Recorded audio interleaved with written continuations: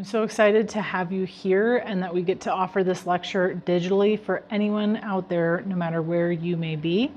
From Smoke to Science, exploring food preservation from past to present with Chef Onalee of Claire's Canning. Preserving with Purpose. Hello, my name is Onalee, a chef with 20 plus years of experience, master food preserver, and the founder of Claire's Canning. I'm passionate about food preservation, not just for its practicality, but for the incredible mix of history, science, and tradition that it carries. In this presentation, we'll explore food preservation through the lens of both ancient wisdom and modern science. We'll dig into what has worked for thousands of years and why canning, while revolutionary, requires a very different level of precision and care. But Grandma always did it this way. Why canning requires more caution than you think. I hear this all the time, but Grandma always canned this way, so it's fine. And I get it. Many of us learn food preservation through family traditions, myself included, passed down with care and expertise. But you might be surprised to find out why that might not be enough today, and why canning, unlike most traditional methods, demands a higher level of precision. Here's the key question we're exploring. Why do traditional preservation methods allow for more flexibility, while modern canning asks us to be more precise, and for good reason? First, let's take a look at food preservation through history. Humans have been preserving and storing food for thousands and thousands of years, starting as early as the Paleolithic era between 12,000 and 10,000 BCE. However, there's a lot of evidence to suggest it could be much longer than that. Before we get into the why of modern canning safety, let's zoom out. Because humans have been preserving food for a very long time. We've been drying, smoking, fermenting, and salting since at least the Paleolithic era, as early as 12,000 to 10,000 BCE. These methods weren't just convenient, and they were necessary for survival. And over thousands of years, they evolved not only through trial and error, but aligning with the natural forces that support food safety.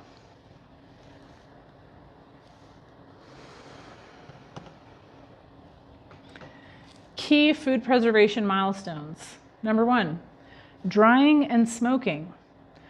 Anywhere from 12,000 to 10,000 BCE, early humans began drying meats and fruits using smoke to preserve them. The practice of smoking meat likely originated in colder climates where it was necessary to preserve food for the winter. Fermentation, 10,000 to 6,000 BCE. The process of fermentation began with the preservation of vegetables, dairy, and grains. Evidence of fermented foods like yogurt, cheese, and fermented grains date back to ancient civilizations, including Mesopotamia. Ancient Egyptians and Mesopotamians started utilizing salting, pickling, and brining methods to preserve fish and vegetables. And number 4, which one sticks out? Canning. Starting around the 1790s, canning is one of the newest forms of food preservation relative to this list. Pioneered by French confectioner Nicolas Appert, using the reasoning, if it works for wine, why not for food? Appert first applied heat to sealed glass jars of food. So, are these ancient methods still relevant today? Absolutely, yes. We still use many of these traditional methods in our daily lives. They're not obscure or outdated. They've stood the test of time because they work. And because we now have the science and data to confirm their effectiveness, they've become so reliable, they've made their way into everyday foods.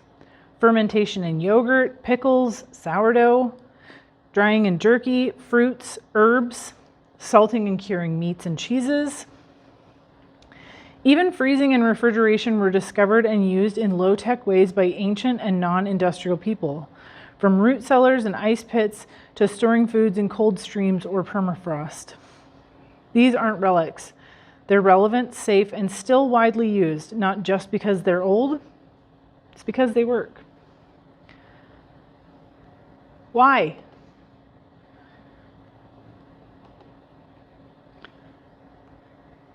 Not only do we have thousands upon thousands of years of trial and error to base our trust on, we have modern and laboratory sciences to prove what our ancestors painstakingly discovered and how to make it safe for everyone, which I like to call the beef to back it up. Traditional preservation works with nature, and modern science backs this up. Traditional food preservation methods reduce water activity, manipulates moisture, keeps airflow and oxygen present. What ancient food cultures figured out through trial and error, modern science has also confirmed with data. Traditional methods work because they change the environment of food in 3 key ways. They reduce water activity, making it harder for microbes to grow. They manipulate the moisture that remains, using salt or acid to create a hostile condition for pathogens. And they preserve airflow, keeping oxygen present and preventing the rise of the most dangerous anaerobic bacteria. In short, these methods align with nature, and science agrees. Let's look at water activity. The moisture microbes love.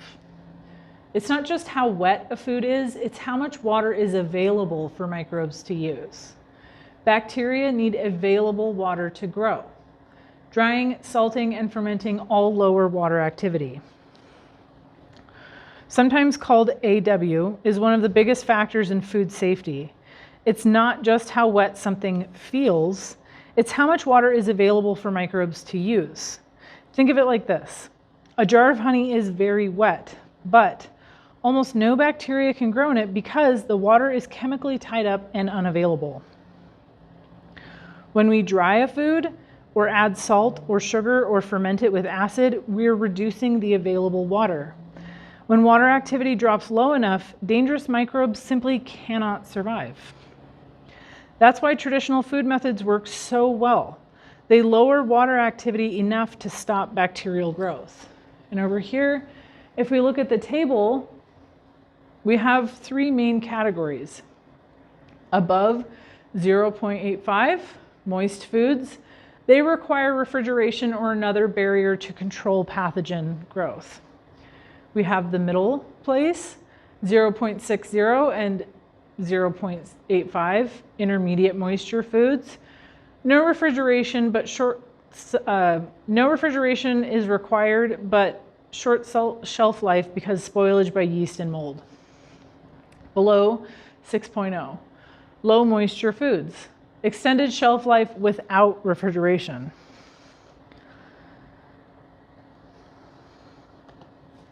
So let's go ahead and look at some examples of these different categories so we can understand a little bit more about water activity.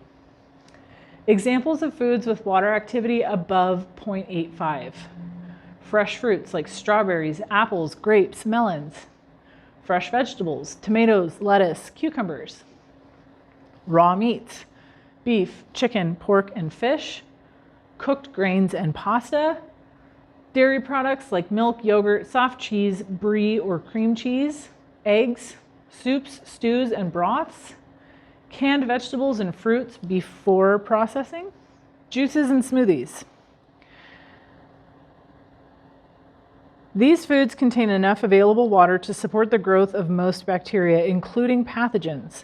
These foods require refrigeration or another preservation barrier like acidification, pasteurization, or pressure canning because they provide an ideal environment for microbial growth if left untreated. Or just water bath canning in the right way. Examples of water activity in common foods between 0.60 and 0.85. Jams and jellies, depending on the sugar content. Honey, molasses, and sweetened condensed milk. Soft, chewy granola bars. Dried fruits like raisins, apricots, prunes, maple syrup, chocolate syrups, caramel, fruitcake, or high sugar baked goods, marzipan, salted or brined cheese like feta, and some cured meats like salami or pepperoni. Not shelf stable unless further dried. Foods with water activity between 0.60 and 0.85 fall into the intermediate moisture range. These foods typically don't support the growth of most bacteria, including Clostridium botulinum, but yeasts and molds can still grow, so spoilage is still a concern.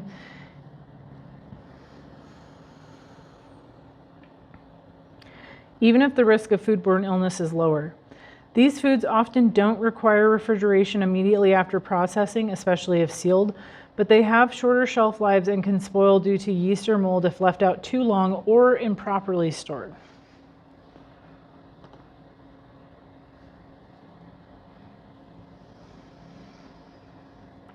And here's our final category. Examples of foods with water activity below 0.60. Foods with water activity below 0.60 are considered shelf-stable and safe for microbial growth, including bacteria, yeasts, and molds. That's because virtually no known pathogens can grow below this threshold. These foods are inherently shelf-stable if kept dry and protected from moisture, pests, and cross-contamination. However, once reconstituted with water, their water activity jumps, so safety depends on how they're stored and used afterwards. This includes dry crackers, powdered milk, dried pasta, instant rice, flour, sugar, salt, cereal grains, freeze-dried fruits and vegetables, dehydrated herbs and spices, hard candies, instant coffee or tea powder, dry beans and lentils, baking mixes like box cake or pancake mix.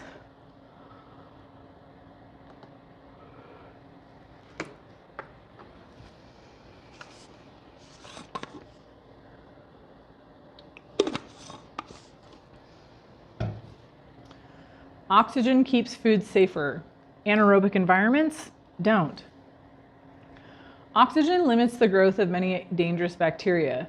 Anaerobic environments like sealed jars can allow deadly microbes to thrive. Clostridium botulinum loves low acid, moist, oxygen-free spaces. So oxygen is another major factor in food safety. Most of the dangerous pathogens we worry about, like Clostridium botulinum, the one that causes botulism, only grow in anaerobic environments, places where no oxygen is present. This is one of the biggest differences between traditional preservation methods and modern canning. Drying, fermenting, and smoking all tend to involve exposure to air. Canning, on the other hand, creates a sealed, oxygen-free environment.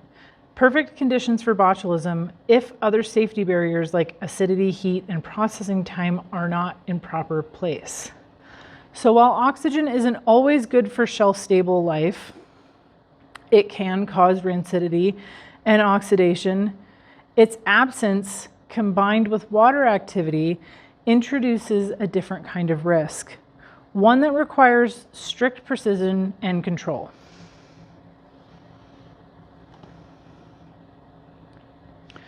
So let's take a look at this as an example. When modern materials create new risks, a case study, Alaskan native fermented foods. Traditional fermentation methods use grass-lined pits that you can see pictured over here that allowed for airflow. Modern materials like plastic buckets or sealed jars trap air, creating anaerobic conditions. Nearly all botulism cases in these foods stemmed from using modern containers, not traditional methods. Do not use plastic containers and follow the traditional ways. Marie, a botulism survivor. It's a myth that modernization always improves food safety. In fact, many indigenous communities, it has done the opposite. Take Alaskan native fermented foods, a powerful example documented by the CDC. Traditionally, these foods were fermented in grass-lined pits, and that allowed for airflow and natural fermentation, a method that helped prevent dangerous anaerobic conditions. But when plastic buckets and sealed jars were introduced, materials that trap moisture and limit airflow, that's when botulism outbreaks started appearing in these communities. The problem was not the indigenous food. It was the deviation from traditional practice. This is one of the clearest examples we have of how working with nature and understanding airflow, moisture, and environment is critical to food safety. And it shows us that modernization doesn't automatically mean safer. Sometimes it introduces new risks we did not anticipate.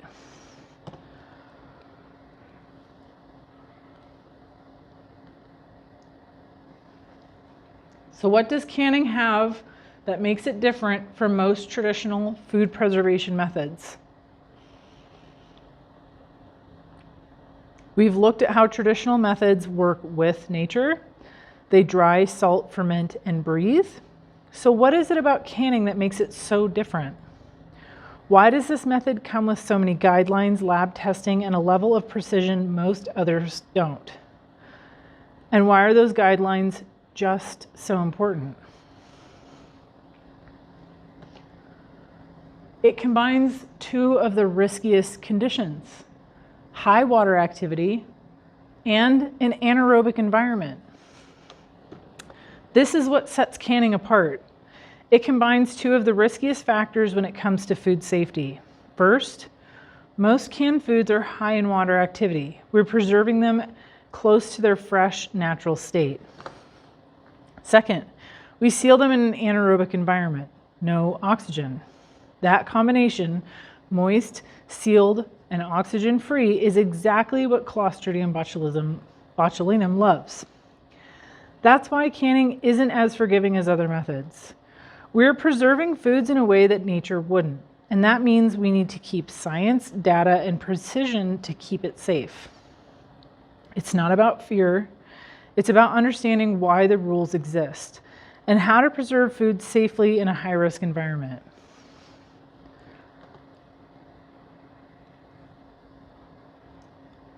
There are a number of factors that make canning safe. Number one is acidification. Lowers pH to make the environment hostile to CBOT. Pressure canning reaches 240 to 250 degrees Fahrenheit or 116 to 121 Celsius to kill botulism spores in low acid foods. Natural or added acidity, tomatoes, pickles, or vinegar-based recipes. Sugar and salt, reduce water activity in things like jams, jellies, and brines. Tested processing times. Ensure even heat penetration for the specific jar size, food density, and recipe. This is super important. Canning is not dangerous if we understand how to control these risk factors. And here's how we make it safe. Acidification lowers the pH of the food that CBOT cannot grow. This is why high acid foods like fruit, pickles, and tomatoes with added lemon juice or citric acid can be water bath canned safely. Pressure canning is used for low acid foods like green beans, meats, and soups because it reaches temperatures high enough to kill botulism spores. Sugar and salt help reduce water activity, especially in jams, jellies, or brined products, giving us another layer of protection. And everything else, from processing times to jar size, is based on lab-tested data to make sure that heat reaches the coldest point of the jar for long enough to be effective. We do not have the ability to test those factors in a home kitchen. It's not about being scared, it's about being informed. The risks are real, but the tools to manage them are right at our fingertips and easy to follow with the right resources. So does that mean every single decision we make about food safety and preservation must strictly follow the guidelines? That depends.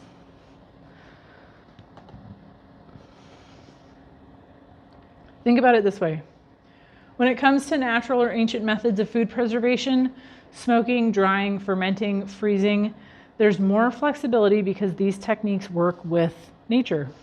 Many of these ancient methods focus on significantly reducing water activity, which in turn greatly reduces the conditions many known pathogens require to thrive. While some risk remains, data shows that these methods do not require the same level of strict adherence to exact recipes as modern canning, so long as they're practiced within safe parameters, such as using the proper salt bind percentage. In canning, we're doing something contrary to the natural order, storing food in sealed, moist, oxygen-free environments while trying to preserve its freshness. This is why it's critical to follow established guidelines rather than improvising. Processing times and recipes should not be made up. Data shows that improper canning can, at times, be deadly. This is the instance when the data supports healthy caution.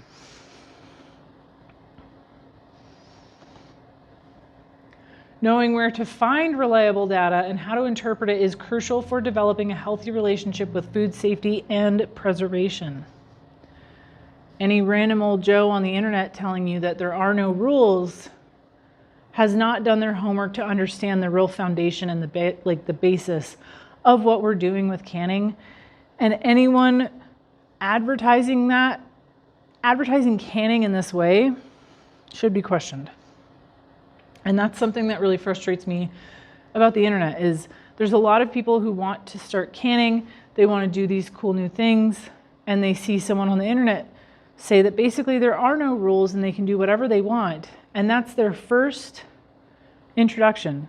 And that to me is so dangerous. Let's look at the data to see how canning stacks up against other preservation methods and why it often requires more caution.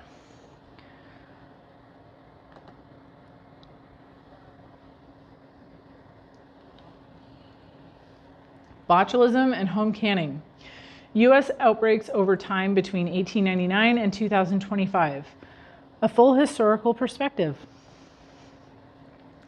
Between 1899 and 1967, there were 139 recorded botulism outbreaks. 128, about 92%, was tied to home canned foods.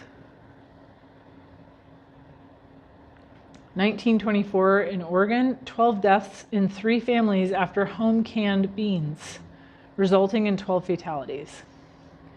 In the 1920s Northeast, family of 5 dies after eating home canned string beans. The entire household was wiped out.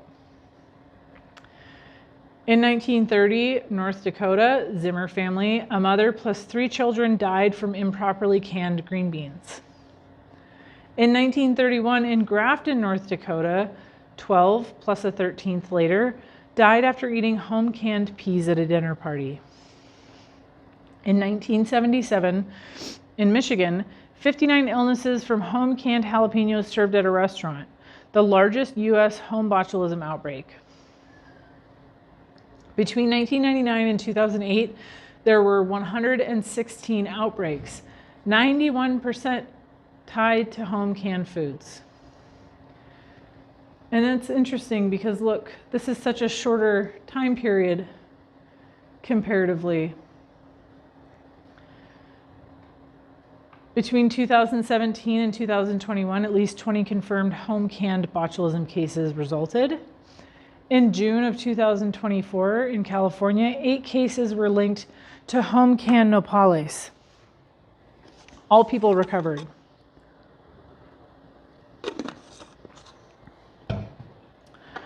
From 1899 to 1967, nearly all botulism outbreaks were tied to home canned foods, a staggering 92%. In the early decades of the 20th century, entire families were lost to improperly canned foods, like the 12 deaths in Oregon in 1924, or the family of 5 in the Northeast. In 1931, 13 people died after sharing a single batch of home canned peas at a community dinner in North Dakota. The worst single outbreak sourced foodborne botulism outbreak in U.S. history. These tragedies are not just historical footnotes. They illustrate what can happen when the risks of canning are misunderstood or underestimated. Even in more recent decades, like 1977, we've seen major outbreaks from home canned foods served outside of the home. Yes, the survival rate has gone way up thanks to early detection, better access to antitoxin, and ventilator support, but surviving botulism does not always mean a full recovery.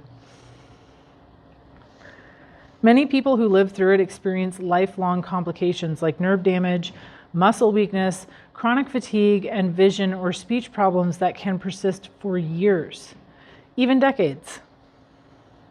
And when outbreaks do happen, they often affect the entire household or large groups, including children, because a single jar or batch is usually shared. That's what makes it so different from many other foodborne illnesses. The impact is concentrated and the consequences are severe. So while botulism may be rare today, its severity and long-term impact continue to make it a real and serious concern. So if botulism is rare, why do we emphasize it so much? It's deadly even in low doses. A lethal dose of botulism is about 0.000000003 grams. Severe and long-lasting effects requires prolonged ventilation and antitoxin. Silent growth. There are no signs or smells in home canned foods that would tell you botulism is present. You would have no idea. Statistical rarity plus high severity. There is zero margin for error here. Likely vastly underreported, especially prior to 1960. Yes, foodborne botulism is statistically rare with an average of about 20 reported cases per year in the US currently, but the rarity alone does not tell the full story. The toxin is deadly in microgram amounts. It takes less than a grain of salt's worth to kill a human being. When botulism does occur, it often requires weeks or months of hospitalization, mechanical ventilation, and slow recovery, with many survivors facing lifelong neurological issues. And it's a silent killer. You cannot see it, smell it, or taste it in food.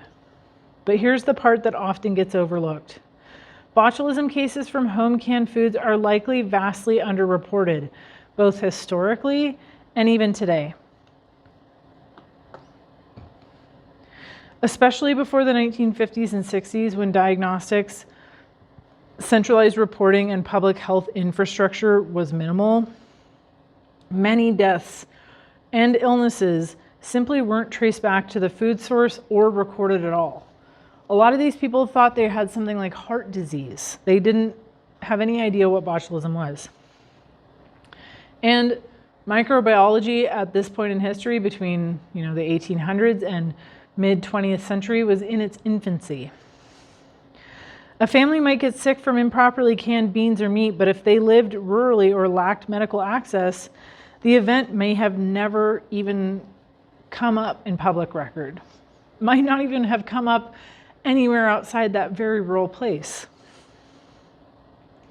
So even with the numbers we do have, the need for caution is clear, because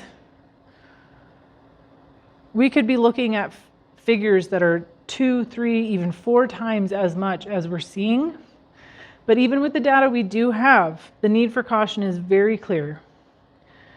But when we factor in the likely volume of underreported or misattributed cases, it becomes even more obvious. The margin for error in canning is extremely small, and the consequences can be irreversible. Comparing the risks to canning versus other methods, how often do different foods and methods cause sickness? Okay. I wanted to throw lettuce in there because I just want to see, between foods, home canned foods, and other methods of preservation, by looking at the data, we can build an opinion on what we think requires most caution. Number 1, romaine lettuce between 2017 and 2018. Between April and June of 2018, an outbreak of 210 illnesses, 96 hospitalizations, and 5 deaths were linked to romaine from Yuma, Arizona. Between October and December of 2018, there was an outbreak that had 62 illnesses, 25 hospitalizations, and no deaths. Combined total, over 270 illnesses, more than 120 hospitalizations, and 5 deaths. So that's pretty scary, but in these, we're looking at illnesses more like Salmonella, E. coli, and the death toll is much less than botulism. So, homemade beef jerky between 1966 and 1995. 1966 and 1995, New Mexico. 8 outbreaks from contaminated jerky products with around 250 illnesses, Salmonella and staph. November 1995, Oregon, 11 people with E. coli from homemade venison jerky.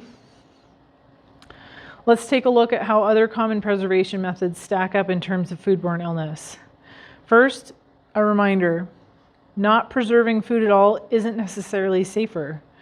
In 2017 through 2018, romaine lettuce caused over 270 illnesses and 5 confirmed deaths across multiple outbreaks linked to E. coli. It's a powerful example of how even fresh, unprocessed foods can be deadly when things go wrong. Homemade jerky can pose risks if the meat isn't dried thoroughly or handled clearly. Documented outbreaks, including one in Oregon in 1995, have confirmed E. coli infections from venison and beef jerky. Between 1996 and 1995, multiple outbreaks in New Mexico sickened more than 250 people. However, there were no confirmed deaths. But the illnesses were serious and sometimes involved hospitalization. So already, now that so we looked at lettuce and now we're looking at jerky. Yes, there are risks with beef jerky or meat jerky. However, the death toll comparatively is still much less than canning. Home fermented foods. Fermented foods are generally quite safe when made with proper salt ratios and open air vessels. But anaerobic fermentation of proteins like tofu or fish has led to rare but serious botulism cases. In 2006, there was the first U.S. botulism case from home fermented tofu. Between 1958 and 1989 in China, 63% of botulism cases linked to fermented bean products. In 2017 in Alaska, 2 probable cases from fermented fish. These events were serious but did not result in any confirmed deaths in the U.S. examples. However, historical data from China shows much higher mortality associated with traditional fermented protein products when oxygen flow is restricted. So what this also tells me is that the danger is in the proteins and the oxygen present. So if I were analyzing what I wanted to ferment, if I was worried about illness or death, maybe I would stay away from proteins. Maybe I would make sure that the airflow is really high.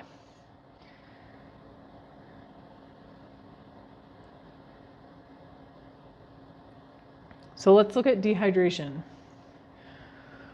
While fewer documented cases exist, research confirms Salmonella and E. coli can survive poor dehydration.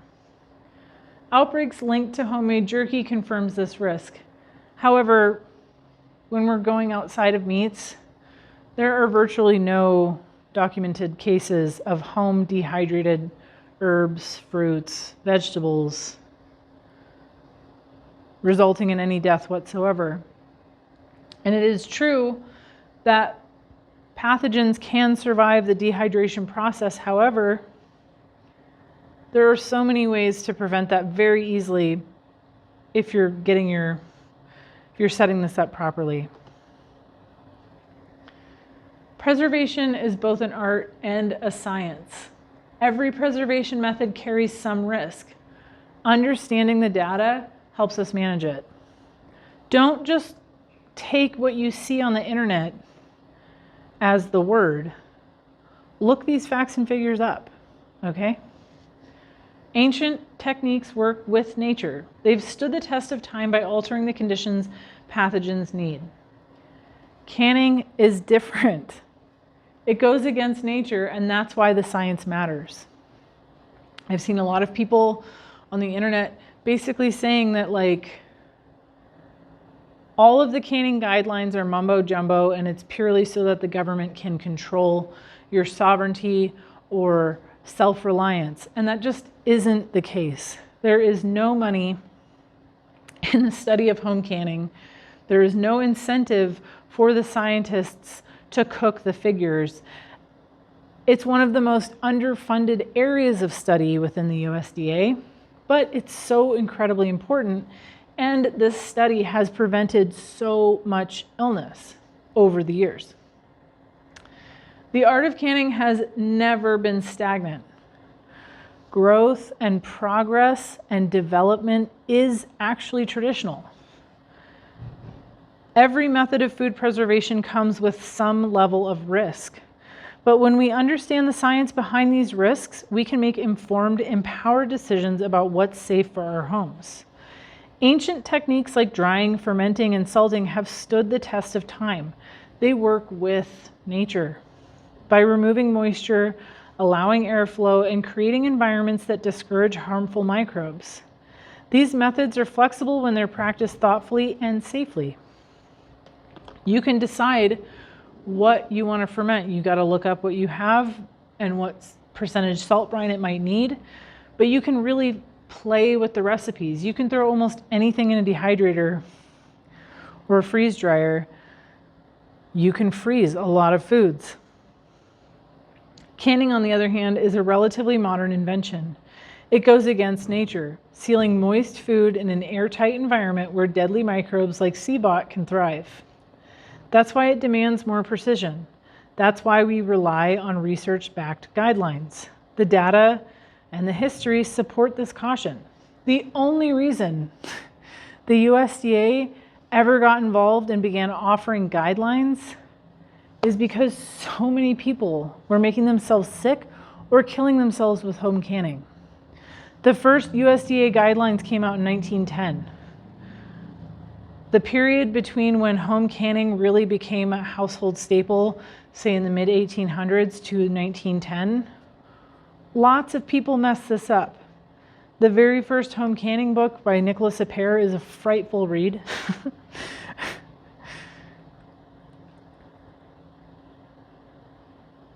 Because when home canning goes wrong, the consequences can be extremely severe. And here's the deeper truth.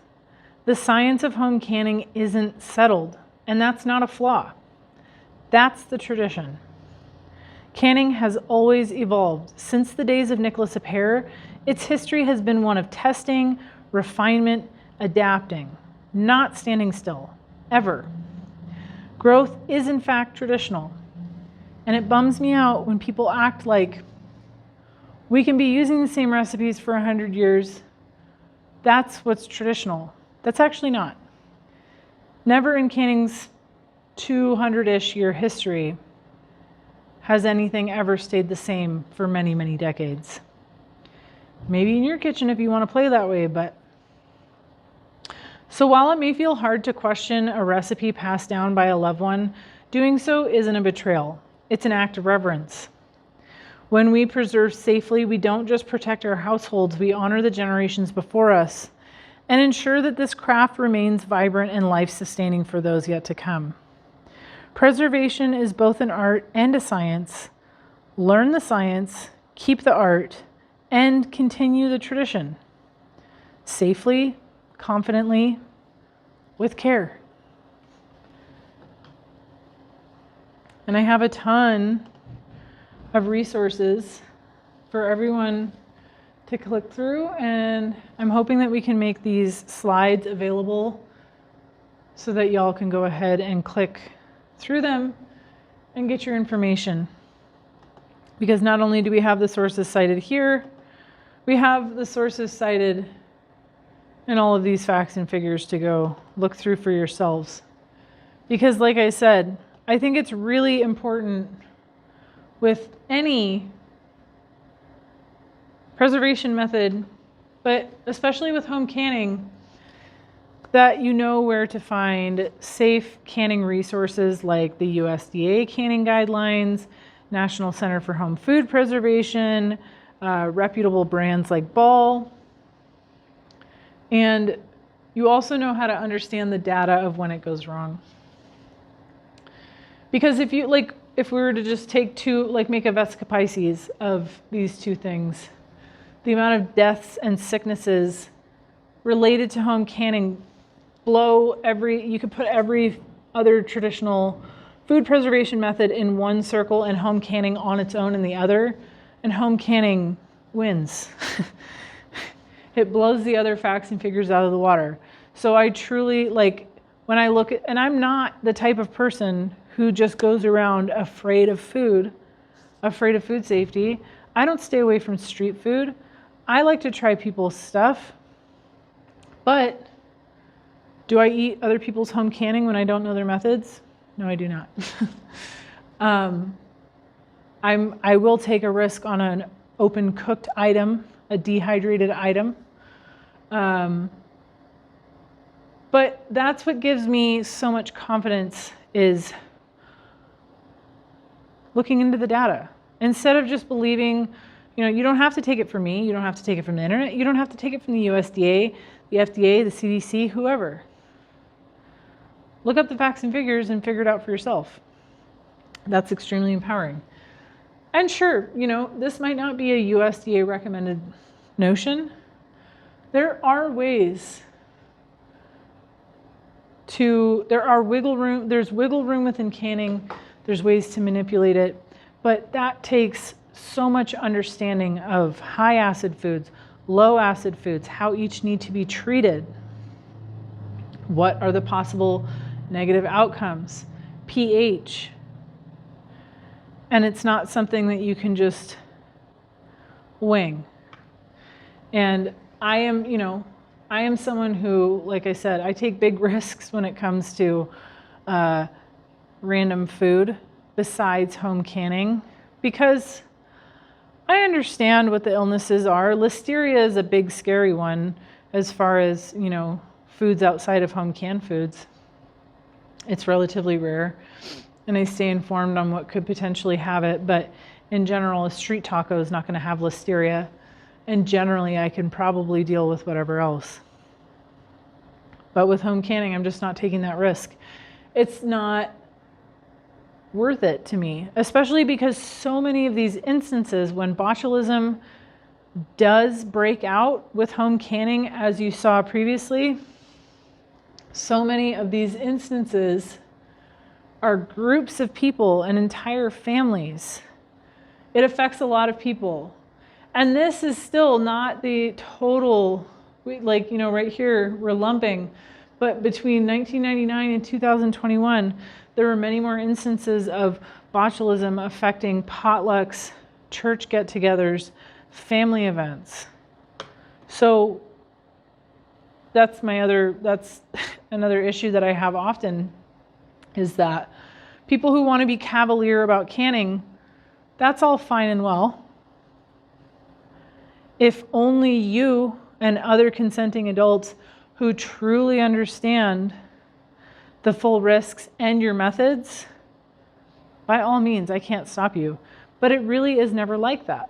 My issue is that oftentimes it involves children, and it involves people who could not form an informed opinion because they don't understand why canning can be so dangerous. And you did not give them that info prior to feeding them this food. Say if it's at a potluck, no one's explaining, hey, I can these peas in a water bath. Is that okay with you? No one got to decide prior to eating that food. So that again is a big issue I have. And, if I want to also underscore that canning is incredibly safe when it's done correctly. You don't have to be fearful of home canning, but it is so important to be informed. If that does scare you away, though, there's a bevy of other home food preservation methods that don't require much caution at all. Dry storage, freezing, dehydrating, depending on what you're dehydrating, smoking, salting, fermenting. Yes, once you get into fermentation, proteins, and smoking, you should do your due diligence and look up a good recipe. However, if you follow a good base recipe, there's a lot of wiggle room as to how you can manipulate that to suit your tastes. So if you like to freestyle, if you like to wing it, stick to more traditional preservation methods. If you like science, you like method, you like procedure, and you want to become well versed in those things, or just follow the standardized guidelines, anyone can do that. Try out home canning. I absolutely love canning. I think it's incredible, but I also think that it's not the end all be all. It is not the only way I preserve food. I'm also extremely into cold storage, cellaring, drying, fermenting. All of these things come into play when it comes to my home and what I use. And that's what I would hope for most people as well, because I see a lot of folks doing things like improperly canning potatoes, which is one of the highest risk factors because it is a low acid food. And people are either dry canning it or they're canning it with just salt and water. I don't need to can potatoes because I know how to grow them and I know how to cold store them and I know how to provide myself seed for the next crop. And I would just rather have fresh potatoes on hand. So anyways, thank you so much for tuning in. I'm so happy to have you here. And hopefully we can provide you with a lot of continuing info to further your study in these areas. And we'll go ahead and see you next time.